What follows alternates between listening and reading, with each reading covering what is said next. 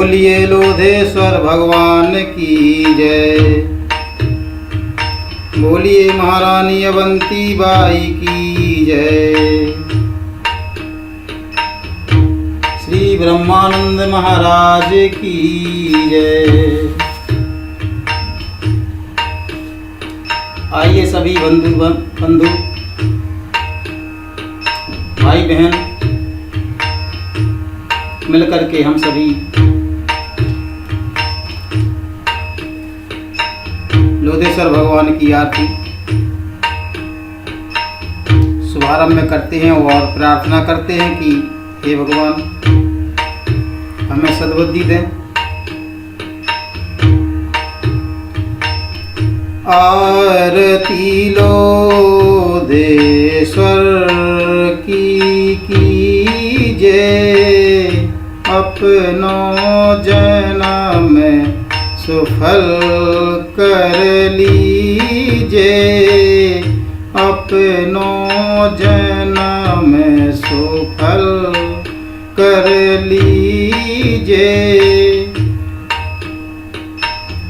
रक्षा कीन्ही अभय हरि कीन्हा, अपने गणों वाला पद दीना, चरणामृत प्रभु का अब पीजे। आरती लोधेश्वर की कीजिए, आरती लोधेश्वर की कीजिए। बाराबंकी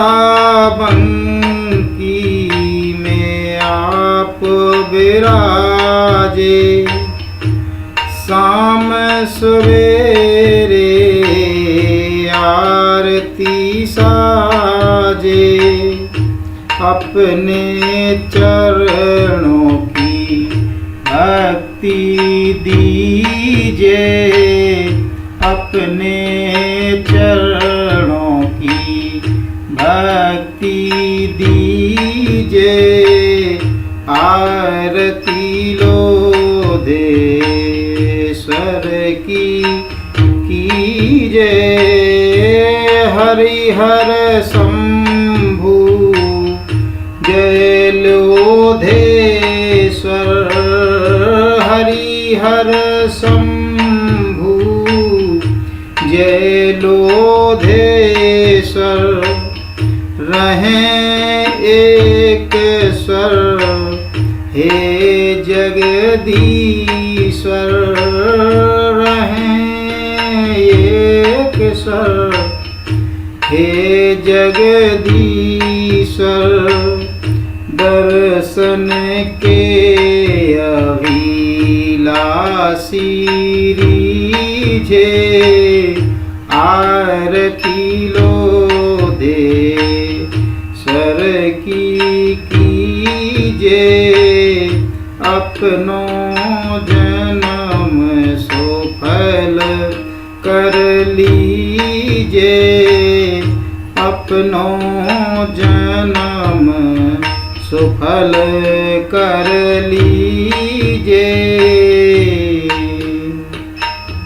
बोलिए लोधेश्वर भगवान की जय। बोलिए अवंती बाई की जय। बोलिए श्री ब्रह्मानंद भगवान की जय। आइए हम सभी भाग 13 की कथा का प्रारंभ करते हैं। आपने भाग 12 में सुना कि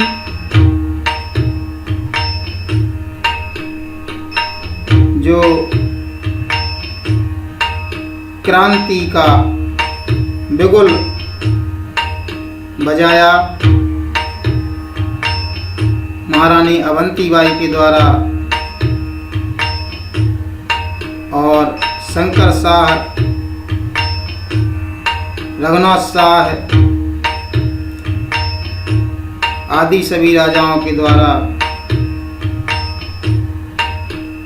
कविताओं के द्वारा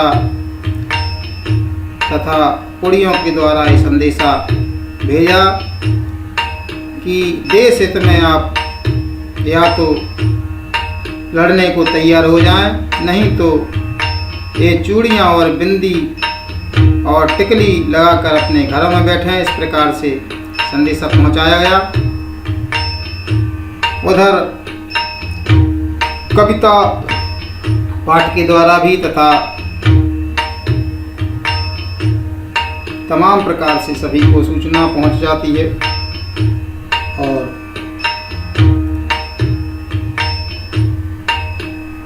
कहा जाता है कि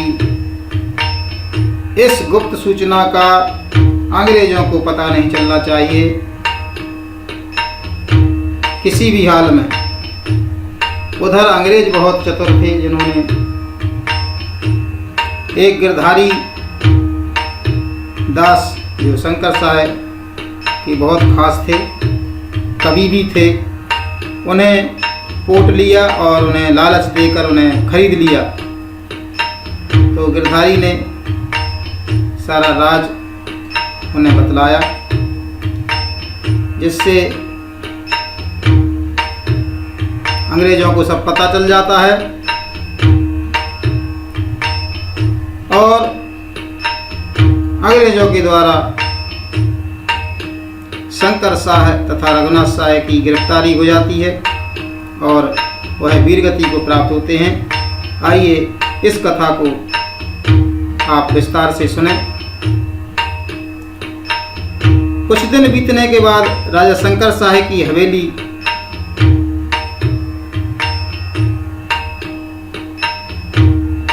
जहां पर स्थित थी, वह दिन 14 सितंबर 1857 को वहां पर छापा पड़ता है। अंग्रेजी सेना से हवेली एकदम घेर ली जाती है। राजा शंकर शाह, राजकुमार रघुनाथ शाह तथा कुछ अन्य लोग गिरफ्तार कर लिए जाते हैं और 18 सितंबर 1857 को बंदी के रूप में मिलिट्री कोर्ट के समक्ष पेश किए जाते हैं। लेफ्टिनेंट क्लार्क तथा एक फौजी अफसर न्यायाधीश के रूप में उपस्थित होता है और उससे क्लार्क कहता है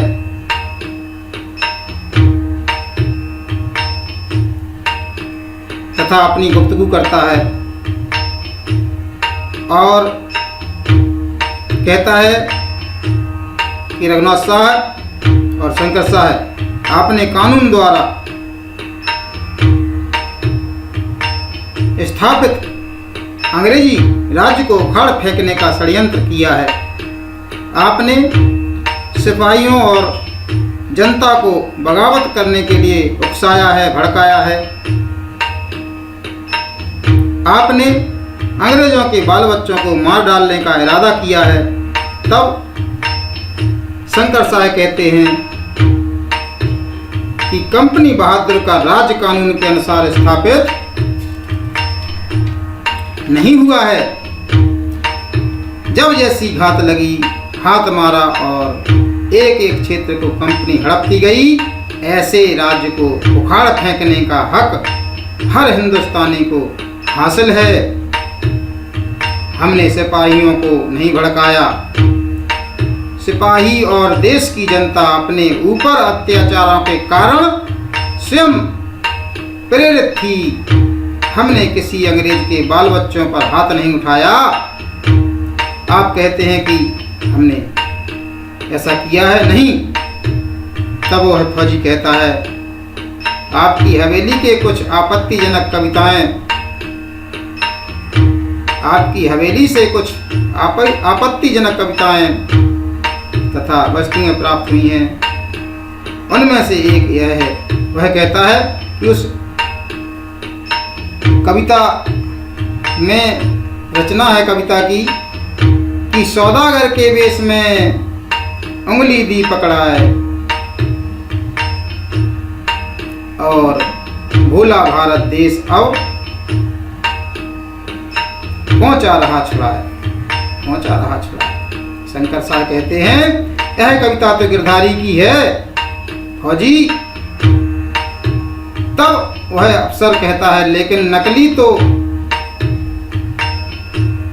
नहीं है, यह आपके घर से ही मिली है।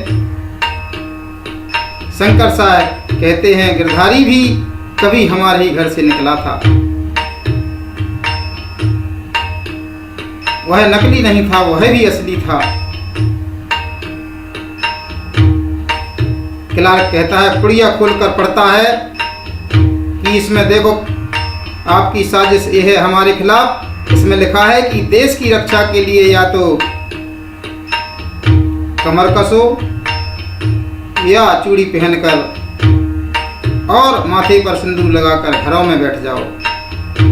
तुम्हें धर्म और ईमान व देश की सौगंध है जो इस कागज का पता किसी दुश्मन को लगे, यह लिखा है। तब शंकर साहब बोलते हैं कि यह सब देवी का है। फौजी अफसर कहता है कौन सी देवी? शंकर साहब कहते हैं भगवान जानते हैं। तब क्लार्क कहता है कि गवाह गिरधारी को पेश किया जाए। उधर गिरधारी पेश होता है, कहता है हुजूर राजा शंकर साहब और राजकुमार रघुनाथ साहब को कविता करने का शौक है। अंग्रेजी राज हटाकर इनका राज पुनः स्थापित करने के लिए इनके समर्थकों ने जुलूस निकाला और रामगढ़ की रानी अवंतीबाई ने एक पुड़ियाँ सारे इलाके में बंटवाई हैं। क्षेत्र के लोधी, गौड़, कलचुरी, राजपूत, ब्राह्मण और आदिवासी सभी लोग इनके द्वारा ही भड़काए गए हैं। तब क्लार्क कहता है कि वकील साहब आपको इनकी सफाई में कुछ कहना है? तो वकील कहता है नहीं सर, केवल बहस करूंगा। कंपनी बहादुर का राज कानून के द्वारा कदापि स्थापित नहीं हुआ है।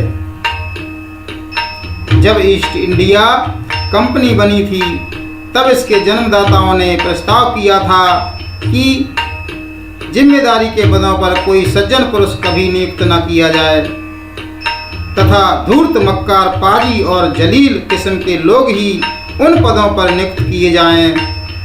और वही मैं यहाँ पर देख रहा हूँ। तब क्लार्क बोलता है कि बेकार की बहस बंद करिए, मुलजिमों की बचत में कुछ कहना हो तो कहिए।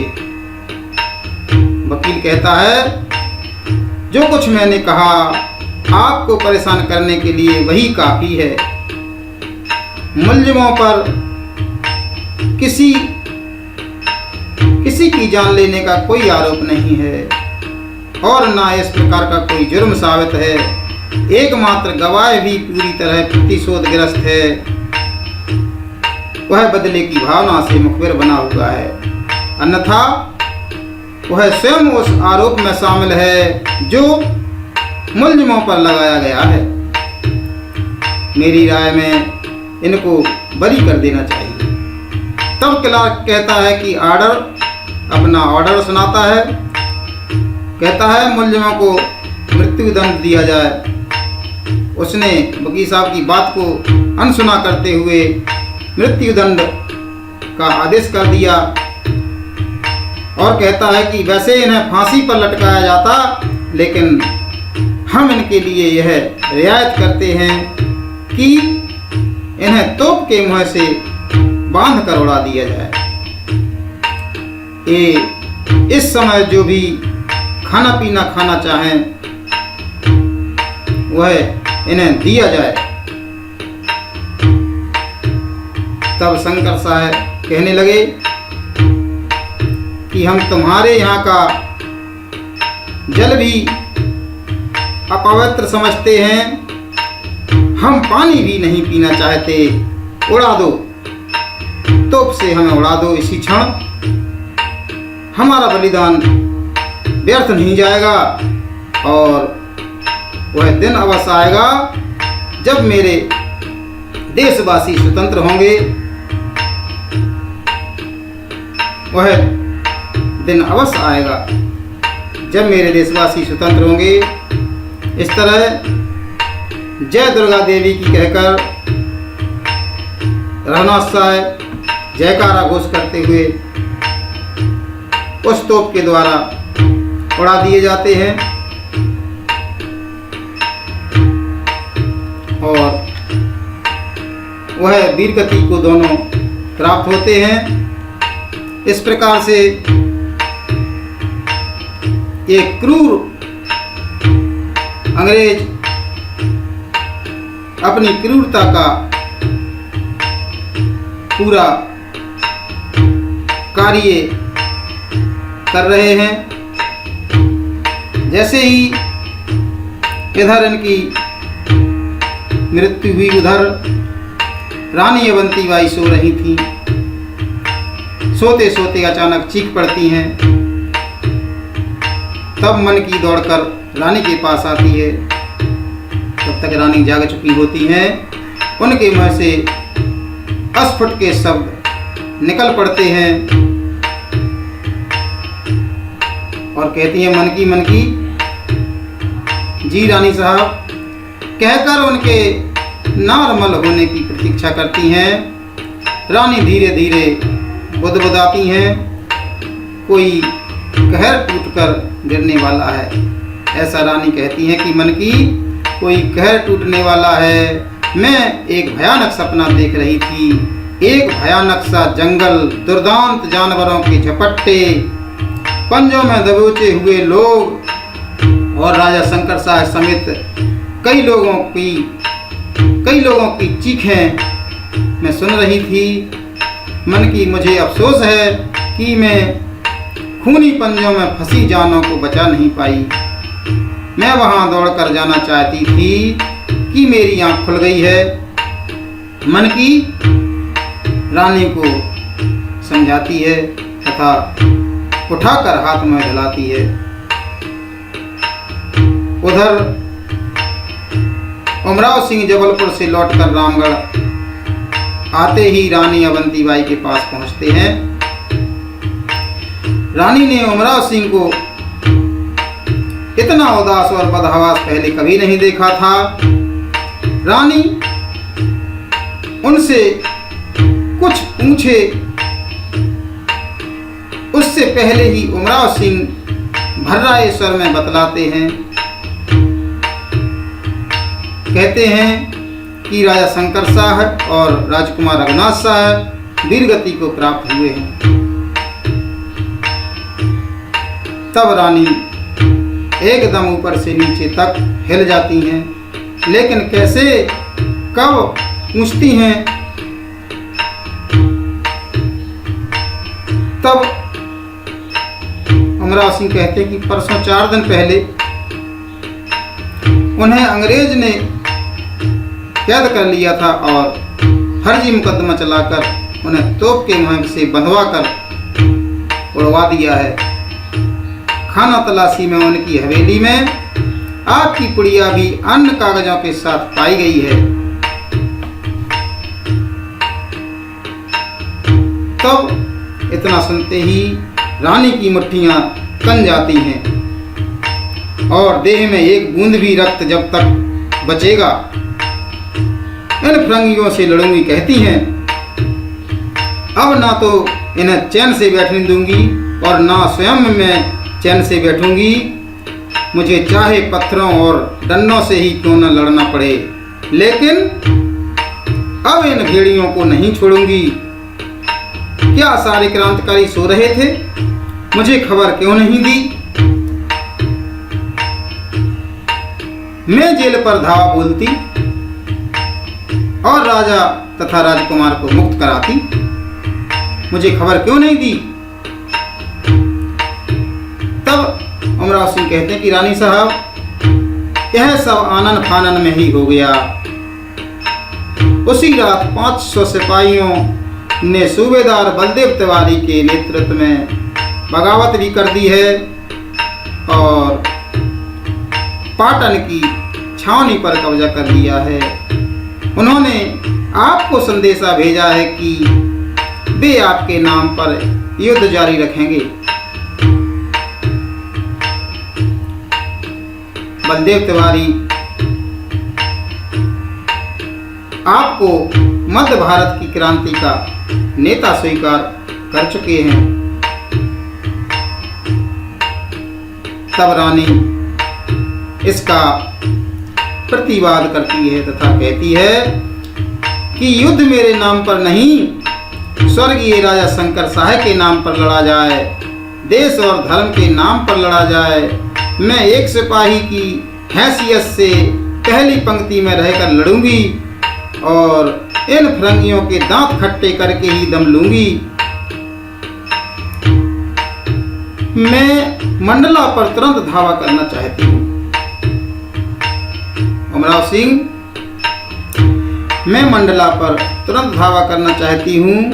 मैं आपको अपना सेनापति नियुक्त करती हूँ। तब उमराव सिंह रानी का आदेश स्वीकार कर लेते हैं। रानी आगे कहती हैं कि देवी सिंह को खबर कराएं और शाहपुर थाने पर तुरंत कब्जा कर लें और दीनदयाल को 50 सिपाहियों के साथ भेजकर सुहागपुर थाने पर कब्जा कराएं। इतना होने पर ही हम रामगढ़ छोड़ेंगे। यहाँ के सरकारी कर्मचारियों को भी बुलाओ। तब उमराव सिंह ने सभी कर्मचारियों को बुलाया। सरकारी कर्मचारी आते हैं। रानी उनसे कहती हैं कि वे तुरंत अपने कपड़े लत्ते लेकर रामगढ़ से चले जाएं और सारे कागजात महल में रख दिए जाएं। रामगढ़ आज से आजाद है। इस प्रकार से महारानी अपने कूच के लिए तैयार होती हैं और उमराव सिंह लोधी से अपनी मीटिंग करती हैं तथा मंडला पर कैसे हम विजय प्राप्त करें, कैसे अपने रास्ते को वहाँ तक सुरक्षित करें, तमाम तरह से तैयारियां उमराव सिंह के साथ बैठकर करती हैं। बहनों भाइयों, महारानी का यश गौरव बड़ा ही विदीर्ण है। वह हमें झकझोर देता है कि महारानी अवंतीबाई इस भीषण संकट में लड़ने को तैयार हैं और फिरंगियों की दांत खट्टे करने के लिए संकल्पित हैं। संकल्प ले रखा है उन्होंने कि मैं अंग्रेजों को उनके मुँह की उन्हें धूरा जटाऊंगी। बहनों भाइयों, हमें उनसे प्रेरणा मिलती है कि कभी भी अपने स्वाभिमान, अपने ईमान, अपने धर्म, अपने देशभक्ति के लिए हमें अपने बलिदान देकर भी करना पड़े तो हमें उस पर बिल्कुल दृढ़ संकल्पित होकर कार्य करना चाहिए। आजकल कोई चिंतन मनन नहीं हो रहा है। अगर चिंतन मनन हो रहा होता तो ये दुर्दशा हमारी नहीं होती। हमारे समाज की ऐसी दुर्दशा कि कोई हमारी प्रखरता नहीं बची है। सब अपने अपने कार्य में मस्त हैं। एक दूसरे की किसी को नहीं पड़ी है। एक दूसरे का हमें सहयोग करना चाहिए, जबकि ऐसा हो नहीं रहा है। महारानी अवंतीबाई उस वक्त सबके सहयोग से इस क्रांति को जीत पाई थी। आज हमें उनसे प्रेरणा मिलती है कि हमें बड़े प्रेम से अपने साथियों को साथ लेकर चलना चाहिए, ना कि उन्हें धुतकारना चाहिए।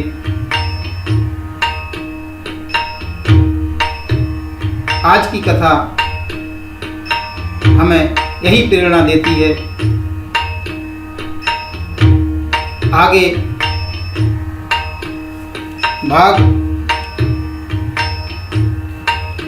अगले भाग की कथा आपको प्रेषित होगी। सभी बहनों भाइयों से निवेदन है कि कथा हम उतनी रोचक तो नहीं कर पा रहे हैं, लेकिन फिर भी हम प्रयासरत हैं कि आप तक ये ऐतिहासिक पौराणिक कथा पहुँचे। इसको और रोचक बनाने के लिए हम प्रयासरत हैं तथा रहेंगे।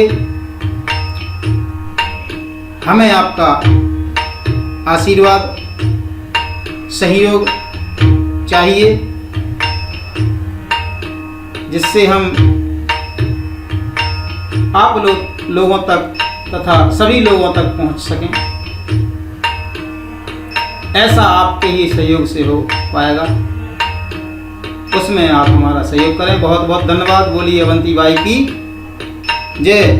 स्वामी ब्रह्मानंद महाराज की जय।